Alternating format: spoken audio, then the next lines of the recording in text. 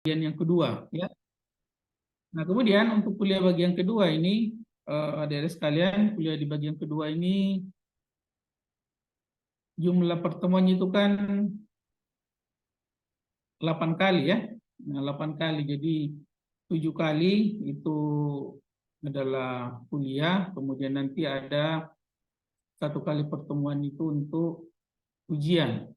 Nah, jadi materi biokimia yang di S1 itu kita selesaikan selama 16 kali pertemuan, itu harus dipres hanya menjadi 7 kali pertemuan, ya. Kenapa? Karena memang di pasca itu kan kita dibatasi oleh waktu, ya, waktu dan SKS. Jadi ada sekalian ini diharapkan selesai dalam waktu 2 tahun, tetapi sejumlah mata kuliah itu harus diberikan, ya, termasuk diantaranya itu biologi sel, biokimia, genetika dan seterusnya, sehingga jalan keluarnya itu mata kuliah itu harus di mix, ya, harus digabung. Misalkan biologi sel dengan biokimia karena punya konten yang mirip, ya, maka dijadikanlah satu mata kuliah.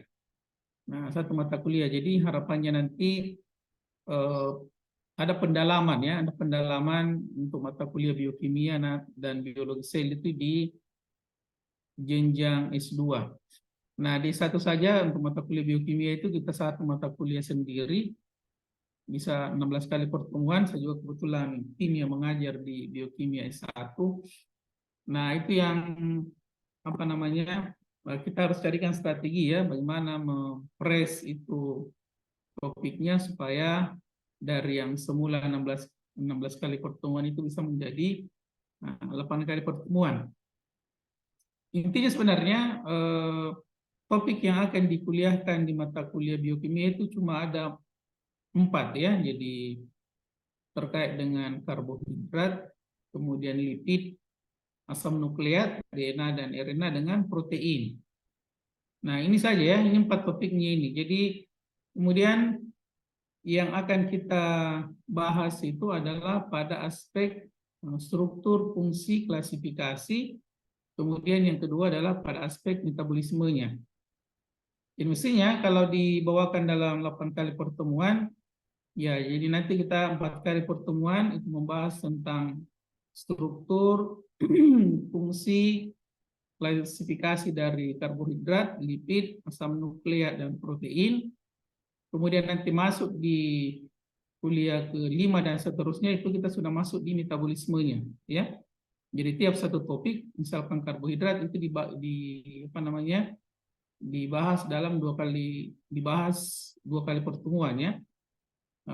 Pada 1 kali pertemuan itu pada aspek strukturnya, fungsinya, ya, kemudian klasifikasinya, kemudian yang kedua itu terkait dengan metabolismenya.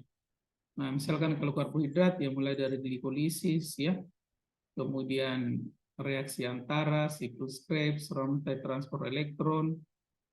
Ya, biasanya ya kalau misalkan cukup waktu, nah kita juga bisa membahas sampai ke aspek fermentasinya, ya, dan metabolisme tingkat lanjut dari karbohidrat. Itu kalau waktunya cukup.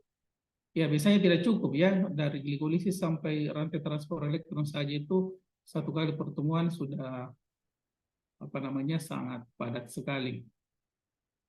Nah, sama kalau di di lipid juga seperti itu, ya. Nanti ada pembahasan khusus tentang metabolisme lipid, ya, metabolisme triasil gliserol, ya, beta oksidasi dan seterusnya. Kemudian di asam nukleat, ya, itu kita mulai dari biosintesisnya, replikasi, transkripsi, kemudian ada juga pada aspek katabolismenya, ya. Nah, kemudian di protein juga sama, ada katabolisme protein, dengan ada juga anabolisme protein atau translasi. Nah, harapannya itu bagian-bagian yang nanti akan dibahas nanti di mata kuliah biokimia. Nah, baik. Saya kira itu sebagai gambaran, ya. Nah, karena ini pertemuan perdana, jadi saya kira di awal ini saya penting untuk memberikan gambaran tentang bagaimana topik ya. Jadi saya kira ada sekalian karena ini sudah levelnya itu bukan lagi di S1, kita sudah ada sekalian sudah ada di level magister pasca, jadi tentu cara belajarnya itu sudah berbeda lagi dengan anak S1 ya. Jadi saya kira kalau Anda sudah paham topiknya sebenarnya, nah itu sudah pasti sudah tahu ya bagaimana arah belajarnya. Ya, jadi mungkin kalau S2 itu kan sudah lebih ke bagaimana membangun kemandirian belajar ya. Saya kira saat ini kita ada di era yang sangat mudah sekali terkait dengan akses informasi. Jadi saya kira di YouTube, di internet itu semua materi yang kita cari hampir tidak ada yang tidak tersedia di internet. Ya, jadi sisa bagaimana kemudian memanfaatkan skill ya, kemampuan untuk bisa mengakses informasi tersebut. Nah, baik, saya kira itu pengantar. Mungkin saya masuk sedikit ya ke topiknya. Ini mohon maaf ya sekalian, mungkin hari ini tidak terlalu full ya kuliahnya karena ini sebenarnya kita masih kerja paralel ini ya, sambil kuliah, teman-teman yang lain juga masih sambil bekerja, jadi setelah kuliah nah kita lanjut lagi bekerja.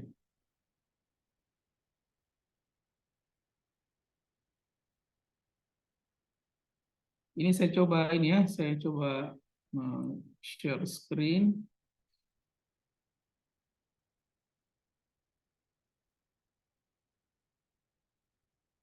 Sudah kelihatan ini ya, materinya. Sudah, Iya, Pak. sudah kelihatan, Pak.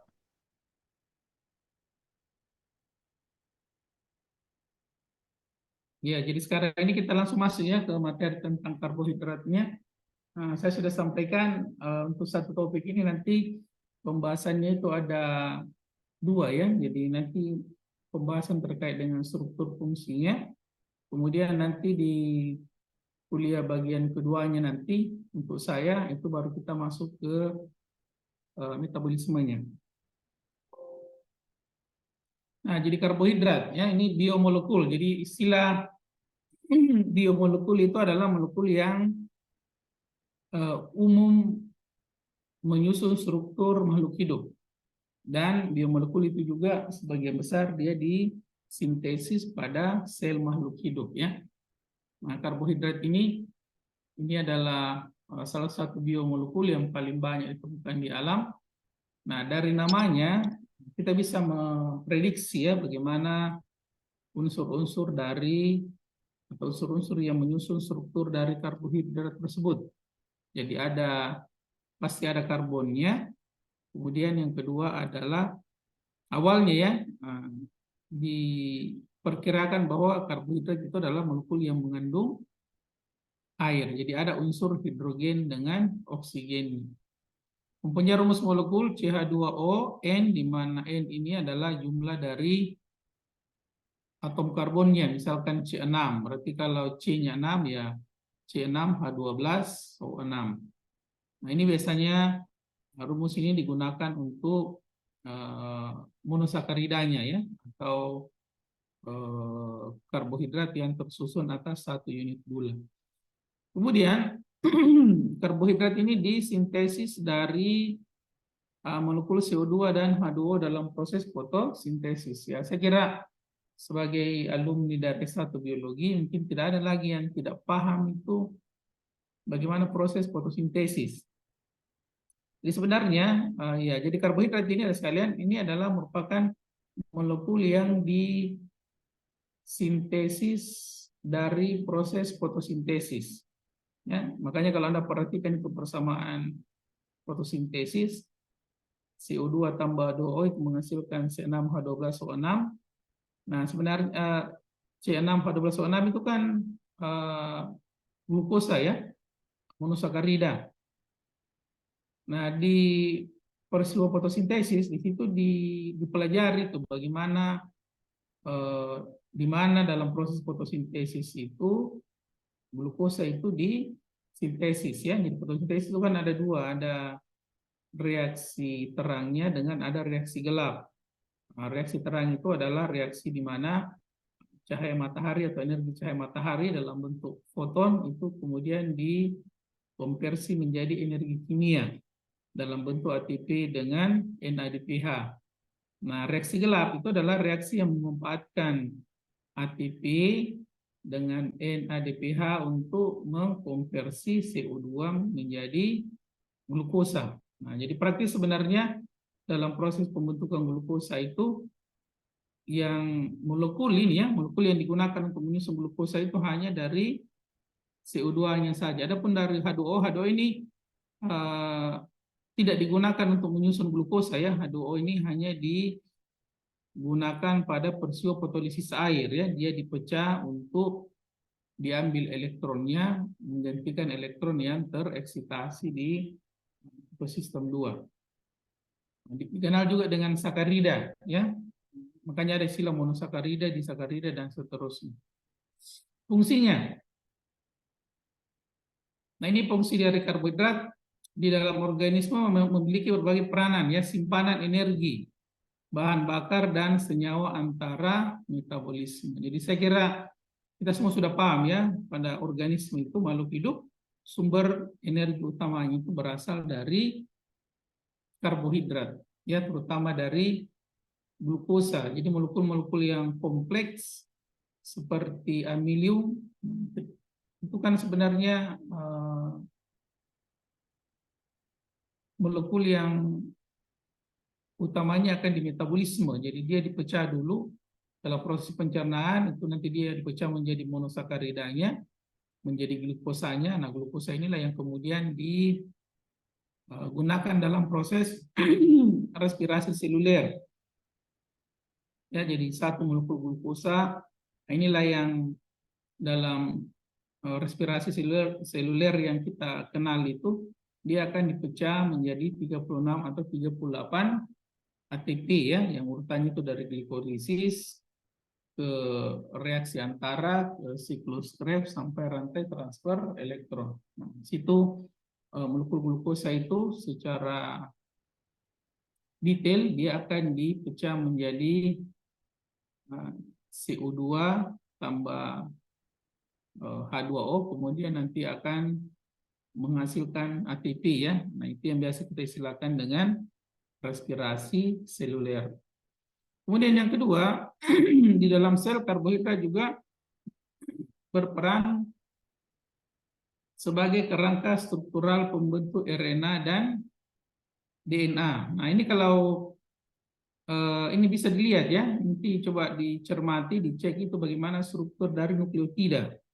Ya, nukleotida ini juga salah satu komponen atau biomolekul yang akan kita bahas nanti di pertemuan-pertemuan berikutnya ya. Di nukleotida itu kan tersusun atas 3 bagian. Ada basa nitrogennya, ada gugus fosfatnya, dengan ada gula ribosanya ya, atau gula pentosa. Nah, gula pentosa ini kan karbohidrat. Karbohidrat ya. Kalau DNA itu gula ribosanya itu adalah deoksiribosa. Kalau pada RNA itu adalah ribosa ya, atau ribonucleic acid. Nah, seperti itu. Jadi di DNA pun untuk unsur penyusun utama nukleotida atau DNA itu juga adalah karbohidrat, baik itu di DNA-nya maupun di RNA-nya. Kemudian elemen struktural penyusun dinding sel tanaman. Ya, kalau pada tanaman itu kan kita ketahui ya, ada di situ selulosa, ada hemiselulosa, kemudian di bakteri itu ada peptidoglikan, kemudian di exoskeleton arthropoda juga itu ada unsur polisakaridanya di situ. Jadi dia menyusun dinding sel, bakteri, tanaman, dan exoskeleton arthropoda. Kemudian identitas sel ya berkaitan dengan protein atau lipid yang berfungsi dalam proses sel-sel recognition ya, seperti itu. Jadi makanya sekalian di permukaan sel itu kan kita ketahui ada yang misalkan dengan apa namanya glikolipid ya, glikolipid. atau glikoprotein. Itu menunjukkan bahwa glikoprotein itu adalah protein yang terikat dengan karbohidrat, kemudian glikolipid itu adalah lipid yang terikat dengan karbohidrat. Ini nanti ada gambarnya, kita lihat. Nah, ini mungkin gambar ini bisa lebih memperjelas ya. Nah, pertama ini adalah gambar yang menunjukkan bagaimana fungsi karbohidrat sebagai sumber energi ya.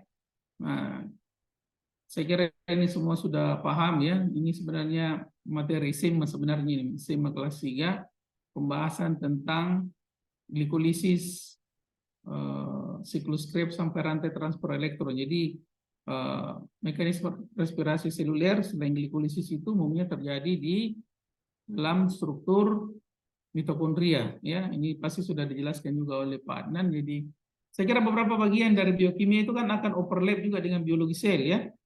Misalkan ketika masuk ke pembahasan tentang mitokondria, ya saya kira tidak cukup membahas mitokondria itu pada aspek strukturnya, tetapi juga akan dibahas pada aspek fungsinya. Nah, kalau sudah membahas mitokondria ini pada level fungsinya, ya mau tidak mau juga akan masuk ke pembahasan tentang metabolisme glukosa atau respirasi seluler. Kenapa? Karena memang mitokondria itu tempatnya tempat terjadinya proses respirasi seluler.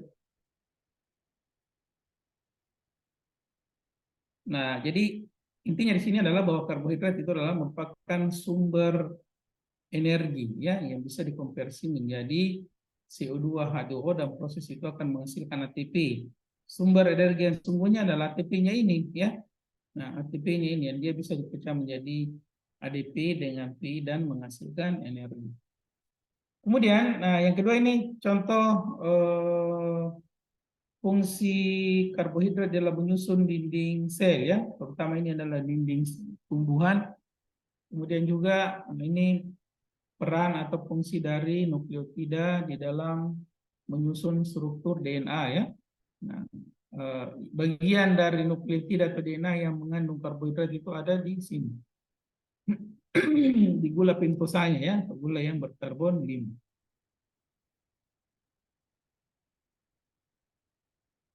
Nah, kemudian yang berikutnya itu adalah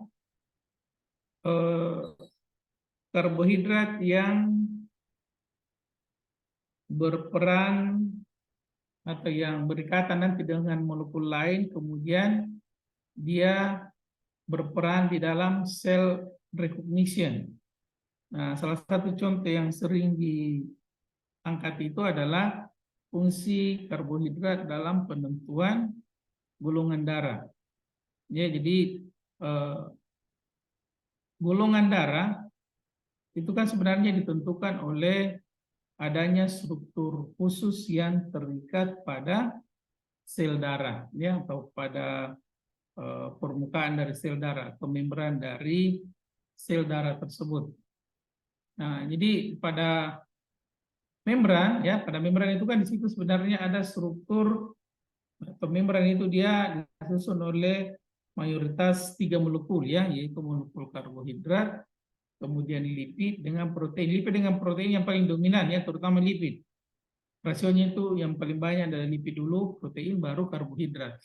Karbohidrat yang terdapat pada membran itu biasanya adalah karbohidrat yang terikat ya. Apakah itu terikat ke lipid membentuk glikolipid atau terikat ke protein membentuk glikoprotein. Jadi protein ini, karbohidrat yang terikat ke lipid atau protein itu sebenarnya itulah struktur yang biasa disebut dengan istilah antigen ya. Oleh sel, struktur dari karbohidrat itu nanti akan menentukan identitas dari sel itu sendiri. Nah, misalkan kita lihat ya contohnya pada penentuan golongan darah. Jadi kenapa ada orang yang disebut misalkan bergolongan darah O ya, bergolongan darah A dengan bergolongan darah B, karena struktur karbohidrat yang terikat pada permukaan sel darah itu dia memiliki struktur yang seperti ini. Nah, ini struktur orang yang bergolongan darah A ya. Jadi ada glukosa, galaktosa, kemudian ada galaktosa, kemudian ada galaktosa lagi, ada fukosa, kemudian ini ada galnak ya, eh, galaktos ya, galaktosa. Ini sebenarnya bukan cuma galaktosa ya, tapi ini galaktosa yang terspesialisasi. Saya agak lupa ya kepanjangannya, galnak ini galaktosa N-asetil, saya nggak lupa ya C-nya ya. Nah, kemudian kalau di yang bergolongan darah B, nah ini strukturnya ya, struktur karbohidratnya seperti ini.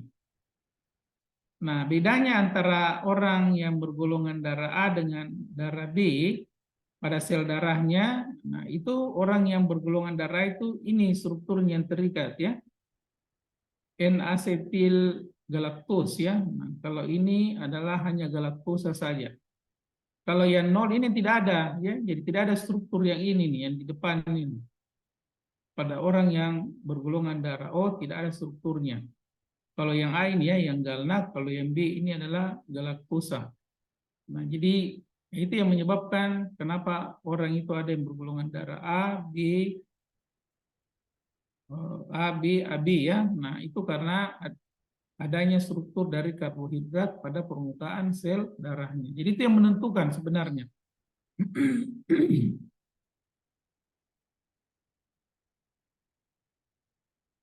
Nah, kemudian kita masuk ke klasifikasinya.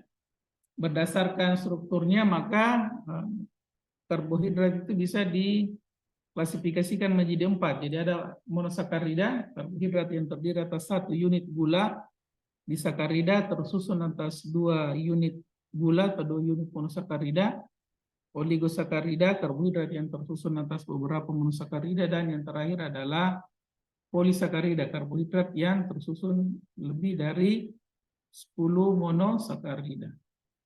Nah, di monosakarida 1, di sakarida 2, oligo itu 3 sampai 9, 3 sampai 10. Kalau polisakarida itu kalau sudah lebih dari 10 unit monosakarida yang menyusun suatu karbohidrat, maka sudah masuk dalam kategori polisakarida. Nah, sekarang kita masuk membahas sedikit tentang monosakarida. Monosakarida ini gula yang paling sederhana. Ya, jumlah atom karbonnya itu antara 3 sampai 8. Nah, rumus molekulnya CH2ON, di mana N ini adalah jumlah dari atom karbonnya. Misalkan jumlah atom karbonnya 6, berarti ditulis C6, H12 karena dikali dengan 6, kemudian O6 atau oksigen 6. Nah, monosakarida yang paling sederhana itu adalah monosakarida yang jumlah karbonnya 3. Jadi ada 2 jenis yang terkenal, yaitu gliserdehid dan dihidroksiaseton. Jadi tidak ada itu monosakarida yang jumlah atom karbonnya itu kurang dari 3. Ya. Jadi monosakarida, mono itu menunjukkan 1. Apanya 1? Unit gulanya ya. Bukan jumlah atom karbonnya. Jumlah atom karbonnya itu paling sedikit di monosakarida itu 3.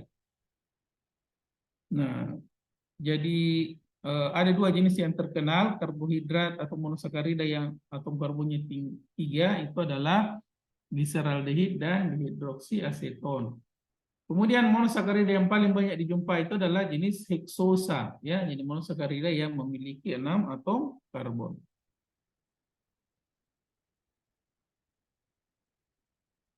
Nah, kemudian monosakarida ini ada 2 bentuk. Nah, yakni bentuk aldosa dan ketosa. Nah, bentuk aldosa ini adalah atom karbon yang memiliki gugus hidroksil atau keton ya, atau aldehid. Setiap molekul monosakarida memiliki 1 gugus keton atau 1 gugus aldehid. Gugus aldehid selalu berada di atom C pertama, sementara gugus keton itu selalu berada di atom C yang kedua. Nah, jadi bisa dilihat di sini ya, sekali ini perbedaannya aldosa dengan ketosa. Aldosa itu contohnya adalah glukosa, memiliki gugus aldehid pada salah satu ujungnya. Nah, ini di sini nih ya. Nah, ini. Nah, kemudian ketosa itu contohnya adalah fruktosa, itu pada ujungnya itu terdapat gugus keto ya, terutama pada atom C2-nya. Nah, jadi dia masuk kategori kelompok aldosa, misalkan glukosa, dan ini adalah ketosa, contohnya adalah fruktosa. Yang menentukan itu adalah gugusnya ya, di mana letaknya Kak. Jadi kalau aldosa itu gugus aldehidnya itu terletak pada ujung, sementara kalau pada ketosa itu gugus ketonya itu terdapat pada atom karbon nomor 2-nya. Jadi gugus C yang terikat perangkap 2 dengan oksigen. Kemudian dua monosakarida yang paling sederhana, tadi kita sudah sebutkan ya. Jadi dua monosakarida yang memiliki 3 atom karbon, yaitu gliseraldehid dan dihidroksiaseton. Gliseraldehid dia masuk dalam kelompok aldosa, kemudian dihidroksiaseton dia masuk ke dalam kelompok ketosa. Nah, lagi-lagi yang menentukan itu adalah di mana posisi dari gugus fungsi itu terikat, apakah dia di atom karbon nomor 1 atau di atom karbon nomor 2. Nah, ini kelompok dari monosakarida. Jadi tadi sudah saya sebutkan, monosakarida yang paling sederhana itu adalah monosakarida yang atom karbonnya 3. Jadi monosakarida itu atom karbonnya antara 3 sampai 8. Mulai dari triosa, tetrosa, pentosa, heksosa, hektosa, dan oktosa.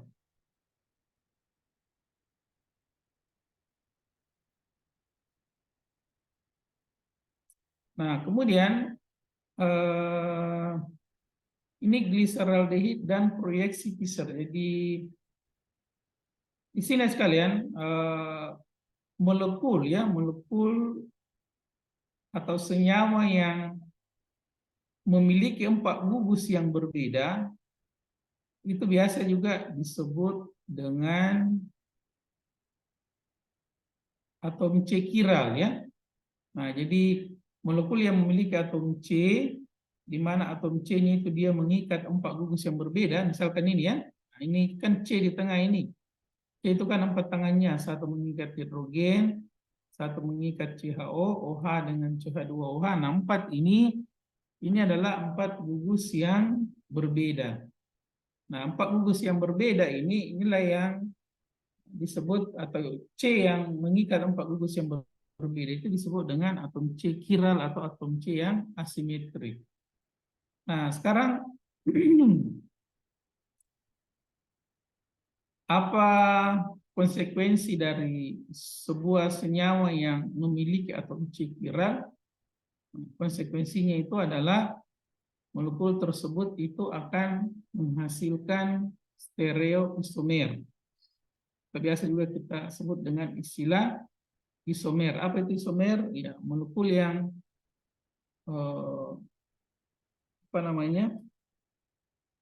rumus kimianya sama, tetapi strukturnya berbeda. Nah, misalkan seperti ini. Ini kan kalau kita lihat rumus kimianya sama ya. Ini adalah CH3. Jadi CH3 ya, sisa dikali C-nya 3, hanya berapa tadi itu? CH2OH ya. Nah, ini CH2O. Jadi kalau misalkan C3 H6 O-nya 3.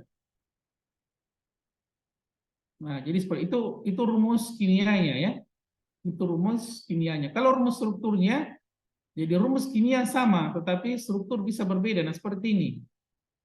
D-gliseraldehid dengan L-gliseraldehid. Ini sebenarnya rumus kimianya sama, tapi strukturnya bisa berbeda. Nah, dari mana bisa dilihat perbedaan strukturnya? Dari posisi dari gugus hidroksilnya. Misalkan D, gliseraldehid, bentuk D itu kalau gugus OH-nya di kanan, kemudian bentuk L itu kalau gugus hidroksilnya di sebelah kiri. Nah, dua ini sebenarnya molekul yang strukturnya rumus kimianya sama, tapi strukturnya bisa berbeda. Inilah yang disebut dengan isomer, ya, atau stereoisomer. Ada bentuk D dengan bentuk L. Notasi D dan L dilakukan karena adanya atom C dengan konfigurasi asimetri ya. Tadi kan kita sudah sebut ya. Jadi semua molekul yang atau atom karbon C yang mengikat 4 gugus yang berbeda, maka itu dia akan menghasilkan isomer. Isomernya itu biasa dinotasi dengan D dengan L ya. D itu kalau gugus hidroksilnya di sebelah kanan, kemudian L itu kalau gugus hidroksilnya di sebelah kiri. Nah, untuk gula dengan atom C asimetrik lebih dari 1, notasi D atau L itu ditentukan oleh atom C asimetrik terjauh dari gugus aldehid atau keto. Gula yang ditemui di alam adalah dalam isomer D. Nah, seperti itu ya. Jadi, nah mungkin ada yang bertanya ya, kalau 3, kalau hanya 3 karbon kan, ya dilihat itu hanya atom C yang di tengah. Di mana posisinya dia? Apakah dia di kanan atau di kiri? Kalau di kanan bentuknya D, kalau di kiri bentuknya L. Nah, sekarang bagaimana kalau banyak atom C yang kiral? Nah, seperti ini ya. Kalau ini tidak, tapi ini kan dia kiral ini, karena 4 ini strukturnya beda. Ini juga. Nah, ini juga ya. Ini juga kiral. Nah, kalau ada 4 atom C yang mengikat 4 gugus yang berbeda seperti ini, yang mana yang menjadi acuan untuk menentukan apakah ini bentuk D atau bentuk L? Maka tadi disebutkan bahwa yang menentukan itu adalah atom C asimetrik terjauh ya dari gugus aldehid atau keton. Ini yang paling jauh dari sini nih. Nah, yang paling jauh kan berarti yang ini. Kalau yang ini kan sudah bukan lagi, sudah tidak lagi tangannya. Yang 4 itu yang ini ya, C dengan yang ini. Nah, 2 ini merupakan atom C kiral atau asimetri sehingga molekul ini akan menghasilkan stereoisomer bentuk D dengan bentuk L-nya. Nah, di alam itu khusus untuk glukosa, bentuk yang paling banyak ditemukan itu adalah isomer D.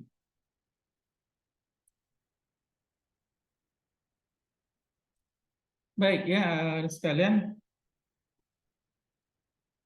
Ini saya ini dulu, ini saya stop share dulu.